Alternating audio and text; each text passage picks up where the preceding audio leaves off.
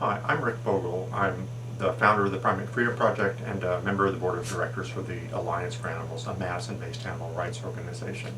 I'm going to right now read from a flyer that was handed out during the 10th anniversary of the day that the university sent the monkeys to Tulane. So the headline reads, "Zoo Monkeys Secretly Killed. The Vilas Park Monkeys, the 10-year anniversary."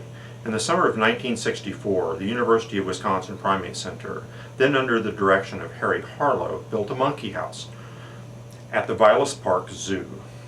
It's owned and operated by Dane County here in Madison, Wisconsin. In 1972, the Primate Center received one of the last groups of monkeys that had been trapped and exported from India. These animals were kept in the monkey house and eventually became the largest continually observed intact social group of rhesus monkeys in the world. By 1989, much had been written about this group and two other groups that were also housed at the monkey house. Some zoo goers knew the monkeys by name. The monkey house was the top attraction at the zoo until it was destroyed. In 1998, public protest had been unable to stop the harvest of the monkeys at the zoo. They were taking their babies and other monkeys to keep the population under control. But animal rights graffiti started appearing on the monkey house and around the grounds of the zoo, and so the university entered into an agreement trying to stop that vandalism with the zoo, and promised in writing that none of the monkeys at the monkey house would be used in any sort of invasive or harmful experimentation, and that any of the monkeys born at the zoo, no matter what happened to them, if they had to ship them someplace else, they were off limits to any sort of harmful experimentation as well. The Primate Center renewed this agreement in writing on two subsequent occasions over the course of 6 years. It was originally signed by the then Primate Center director, Robert Goy, 5 of the senior staff members, the monkey house supervisors. So it was very well known, and then over the next 6 years, in fact, they rewrote it and just basically said, we still believe in this agreement. But in 1997, a whistleblower leaked documents that demonstrated unequivocally that within months of the first agreement, the Primate Center had resumed its culling, and that over the intervening 8 years, at least 201 monkeys had been secretly taken from the zoo, experimented on and killed in the UW laboratories, or were sold to other labs around the country. The university said it was sorry. Within days, all funding for the care of the zoo monkeys dried up. The university said that the monkeys would have to be disposed of in some way.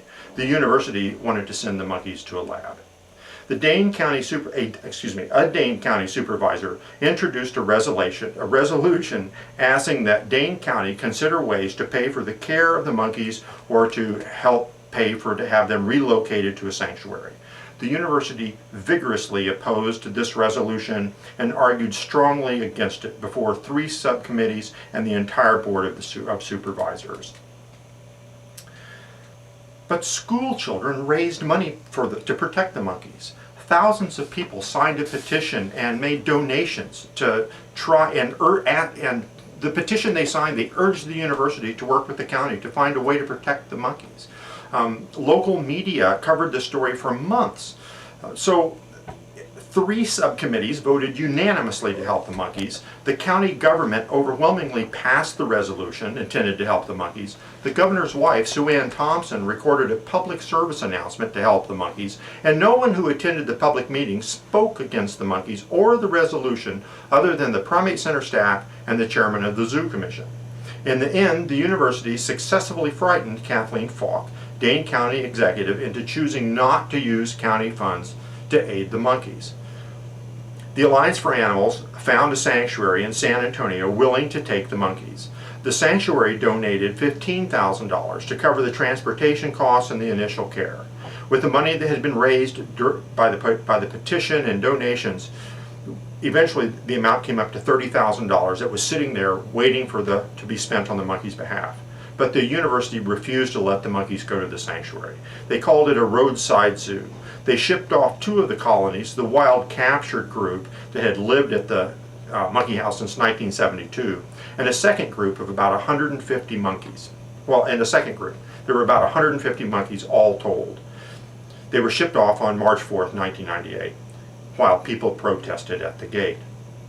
They were sent to the Tulane Primate Center, where they endured 90 days of solitary confinement, which Tulane termed quarantine. Their family groups were destroyed. Some were placed into breeding situations. Some died, at least one during solitary confinement. Others were experimented on and then killed.